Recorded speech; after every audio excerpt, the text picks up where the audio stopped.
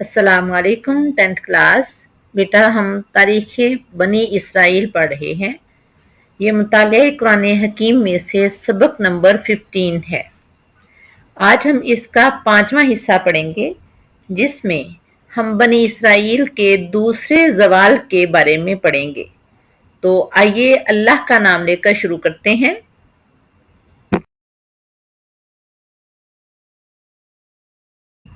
Question number 1, बनी Israel के ज़वाल के दूसरे दौर का आगाज कब हुआ?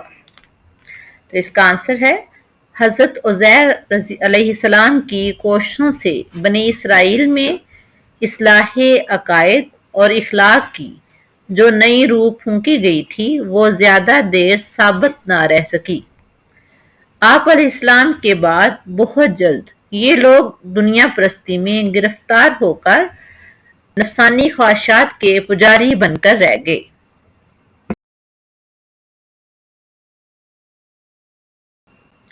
क्वेश्चन नंबर 2, यूनानियों के अरूज का आगाज कब हुआ?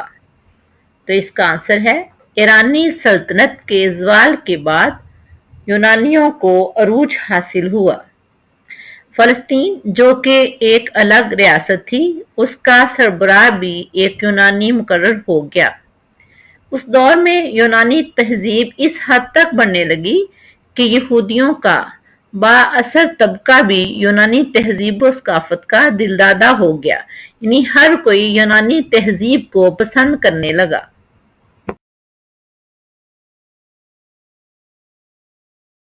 फिर नौबत इस हद तक आ गई कि शाही फरमान जारी किया गया कि फलस्तीन के हर शहर और कस्बा में ऐसी कुर्बान गाहें तामीर की जाएं, यहाँ मुशरकाना रसूम और दस्तूर के मुताबिक यूनानी देवी के नाम पर कुर्बानियां दी जाएं और इस फैसले पर अमल दरामद कराने में कोई कसर बाकी ना रहे। जो कबीला इसकी मुखालफत करे उसके साथ सख्ती से निमटा जाए और इस पर अमल भी होता रहा।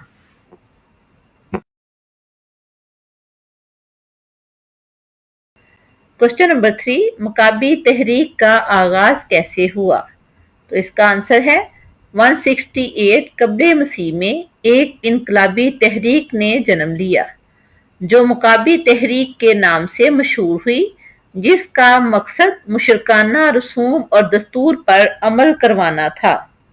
और वो मुशरकाना रसूम और मुशरकाना दस्तूर क्या थे कि हर शहर और कस्बा में कुर्बान गाहें बनाई जाएंगी, यहाँ दस्तूर के मुताबिक और उनके मुशरकाना रसूम के मुताबिक यूनानी देवी के नाम पर कुर्बानियां दी जाएंगी और जो कोई इस पर अमल नहीं करेगा उसके साथ सख्ती से निपटा जाएगा।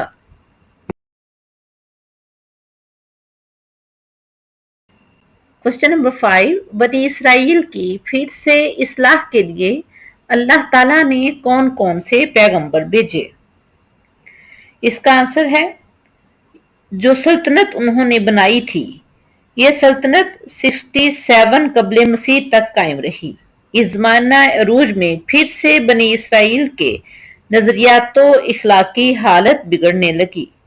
मुशरकाना अकाइस में बहुत सी इखलाकी बुराइयां फिर से उनमें पैदा हो गई और हालत ये हो गई थी कि ज़ाती इक़्तिदार और मफाद को कौमी मफाद पर तरजीह देने लगे। इन लोगों का आम मामूल बन गया था। यही वजह है कि ये मुकाबी तहरीक भी रफ्ता रफ्ता सर्द पड़ गई और जल्द ही ये तहरीक खराब हो गई और खत्म हो गई। नतीजतन वो बिल्कुल तबाह बर्बाद हो गए।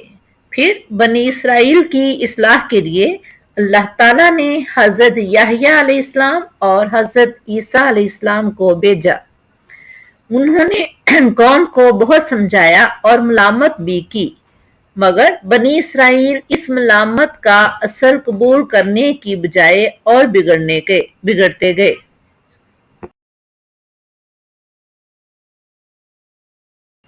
यहाँ तक कि उन्होंने हजरत यहया अलैहिस्सलाम को शहीद कर दिया और हजरत ईसा अलैहिस्सलाम की मुखालफत में भी कोई कसर और कोई कमी ना छोड़ी। यहाँ तक कि नाउज़ हजरत ईसा अलैहिस्सलाम को शहीद करने की साजिशें करने लगे।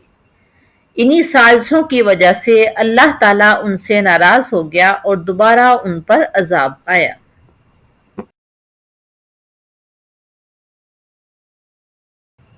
क्वेश्चन नंबर 6, बनी इसराइल को फलस्तीन से दोबारा कब निकाला गया?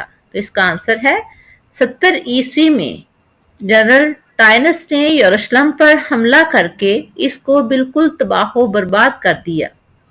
हैकले सुलेमानी को एक बार फिर गिरा दिया गया। जनरल टाइनस के हुक्म पर शहर में कत्ले आम हुआ। साथ ही अर्ज़े फलस्तीन से यानी फलस्तीन की सरजमीन से बनी इसराइल का अमल दखल खत्म हो गया और उन्हें फलस्तीन से निकाल दिया गया। ये था हमारा आज तक का लेक्चर। नेक्स्ट लेक्चर में हम इंशाल्लाह बनी इसराइल का मौजूदा दौर और बनी इसराइल का मुस्तकबिल क्या है इसके बारे में पढ़ेंगे इंशाल्लाह। अल्लाह हाफिज।